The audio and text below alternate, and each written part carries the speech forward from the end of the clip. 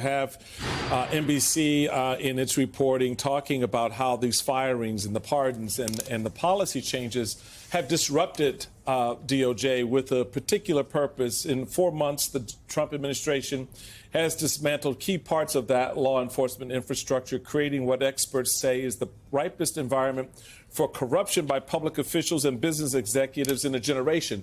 So it's a twofold approach here, sir. It is not just going after the Miles Taylors of the world, individuals who, pique Donald Trump in some way, but it also that affords him an opportunity to more broadly expose opportunities for his ilk, his cronies, to come in and know that they could sort of get the fruit, if you will, of the poisonous tree and still benefit on the back end, because there will be no prosecutions of them.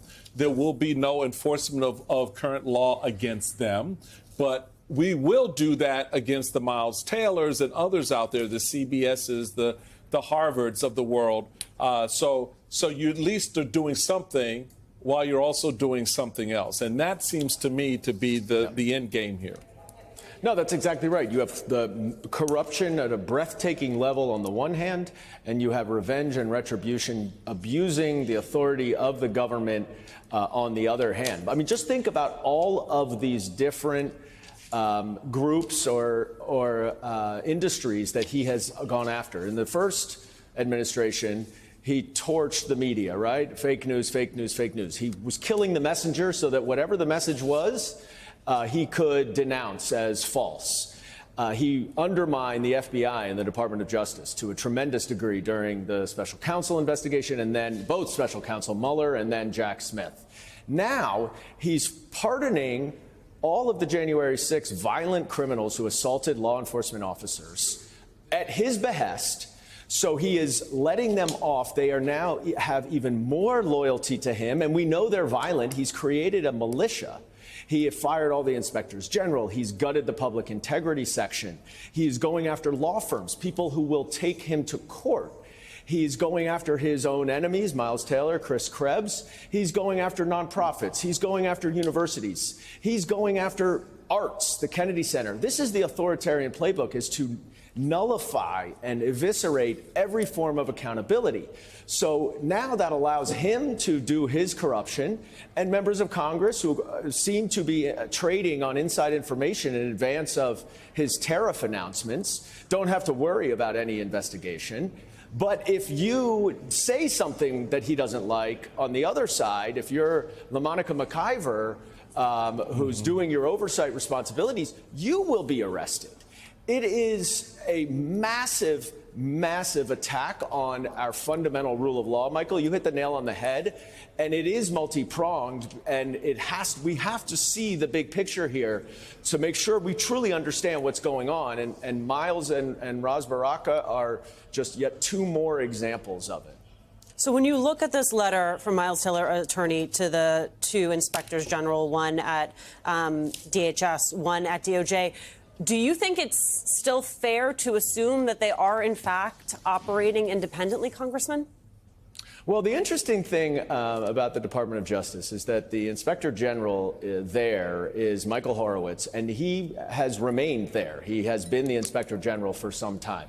Pretty much every other Inspector General has been removed by Donald Trump because he, again, does not want there to be any accountability for him or his executive branch. But Michael Horowitz is an independent Inspector General. I don't know what he will do with this letter, whether he will actually investigate it. Usually he refers it to a different section of the Department of Justice that investigates these ethics accusations. But he can't do that here. Realistically, he cannot do that because whatever other section he goes to is under the political thumb of Donald Trump, Pam Bondi, Kash Patel. And so it really is incumbent upon Michael Horowitz, if he's going to do his job as an independent Inspector General, to take on this investigation and to see whether or not there is a legitimate predicate for initiating an investigation into somebody who, by all accounts, just said things that Donald Trump doesn't like. You know, Congressman, this all, I feel like, is culminating at a very interesting time. On top of everything we've already discussed, I believe it was last week, Congressman Jerry Nadler said that one of his congressional staffers were detained by DHS in their office, in his own congressional office, because DHS entered the office saying that allegedly the congressman and his aides were harboring protesters, and they were harboring rioters, and they were looking for protesters. It's my understanding that Democrats on the Hill and even some Republicans were very upset by this, again, another escalation, if you will, as it relates to the separation of powers. What are Democrats specifically, and I ask about Democrats because it's very clear about what Republicans are doing, which is nothing. But Democrats on this hand, what are you all planning to do? A member of your caucus has now been charged and currently has a pending court case. You have DHS going into the offices of of members of Congress, arresting their staffers. The escalation on the government side is there. So are you all planning to, for lack of a better term, meet the government with that same energy? And if so, what does that look like? Well, we certainly are planning on doing it. I find it interesting that Republicans have expressed concern about that. I have not heard that from anyone. Maybe you have better sources than I do on the other side of the aisle. But what they need to realize is that this goes back and forth. Turnabout is fair play.